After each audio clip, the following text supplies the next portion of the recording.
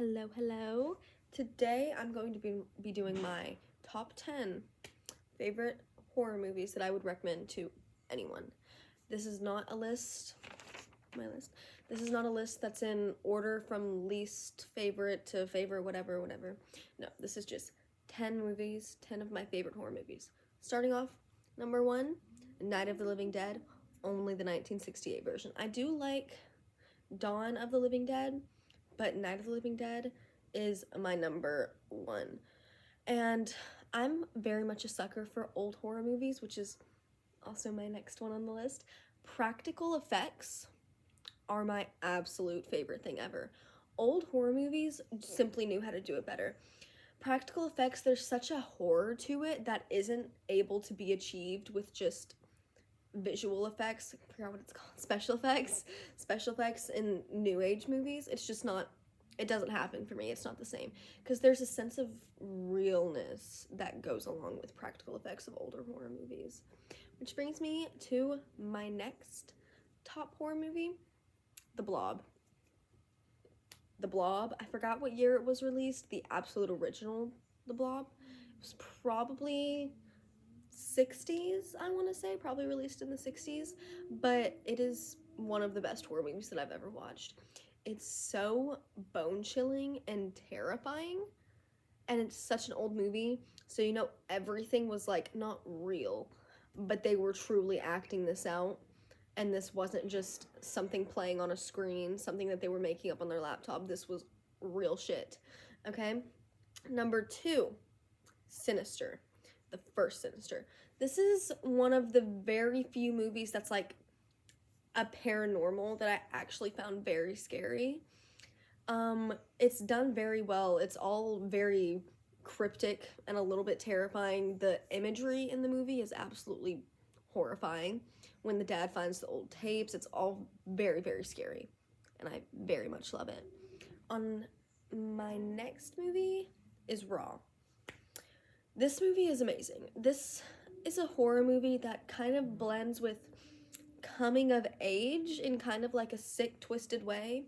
It's about this girl who goes to college, and she's like a legacy at this college, and she finds out that everyone there has to eat raw meat for like initiation, and her parents went there, and she's a vegetarian. Her sister goes there, but once she tries this, I forgot what she had to eat to be initiated. It was some kind of small little animal organ that she just had to shoot down, but as she eats this, she goes into like a rage, and she becomes a cannibal as she's like coming into her womanhood in her young adult, early adult years. And it's such a good movie. It's all in French though. It's all in French, so if you don't like subtitles, beware, because also I don't like dubbed movies. I hate dubbed movies, actually. Okay, but anyways, on to my next, The Blair Witch Project. The Blair Witch Project did it better than any found footage horror movie ever will. It is the blueprint for found footage horror movies. The fact, I've seen so many videos, I've read about this so many times, about the filming of The Blair Witch Project, and it is actually insane. Every single second of that movie is pretty much completely real. All of the actors in the movie were sent out into the woods alone with their cameras, and they could only communicate with the crew members, the people making the movie, via walkie-talkie, and they were sent like food parcels every couple of days. But everything in that movie is insanely, incredibly real. They never knew what was happening next, and it's such a sense of terror that it brings to you. One of the best found footage horror movies, probably the best found footage horror movie. My next is Get Out. Get Out, or honestly, sorry about that, or honestly, any Jordan Peele movie is absolutely amazing. Jordan Peele does psychological horror better than any other director. That's just me. That's my opinion. This is all my opinion. Whole video is my opinion.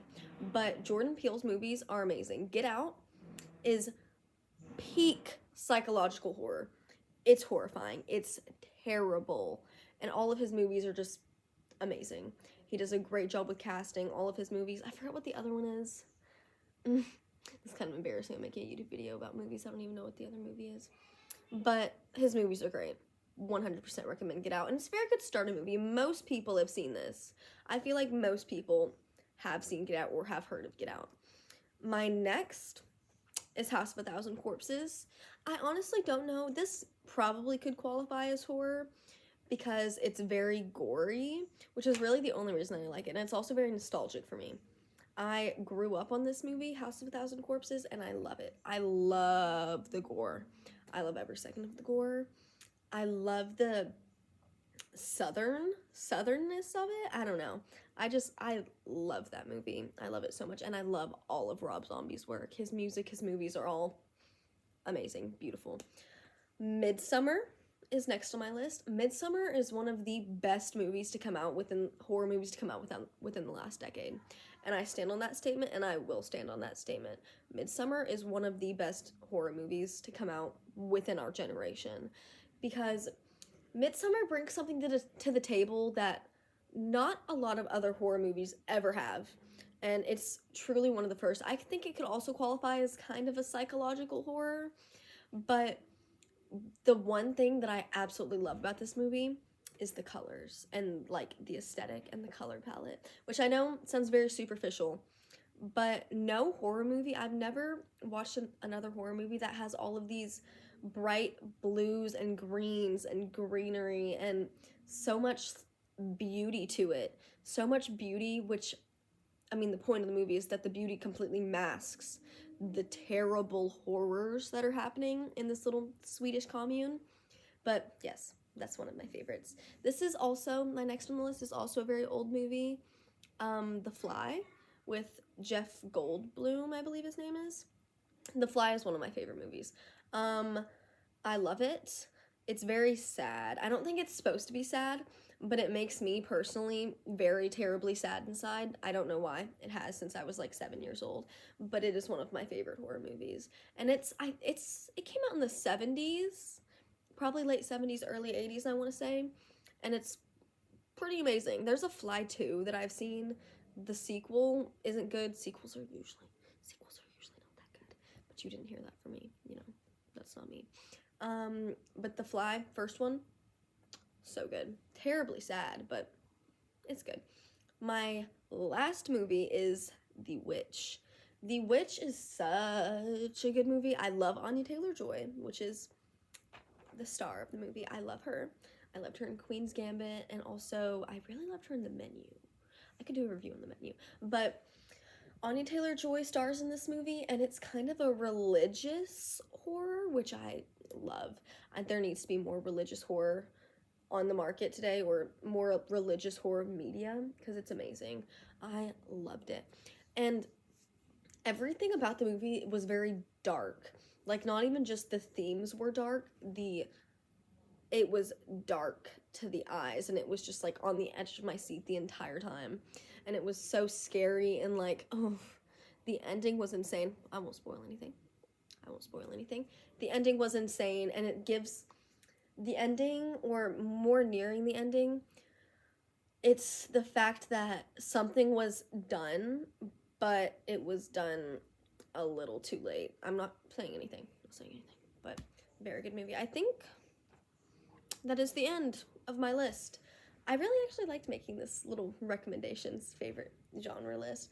I could do several videos on all of my favorite horror movies, because I have probably dozens of favorite horror movies. If anyone knows me in real life, which most of my followers do because they're just my friends, but anyone who knows me in real life knows that I absolutely die for horror movies.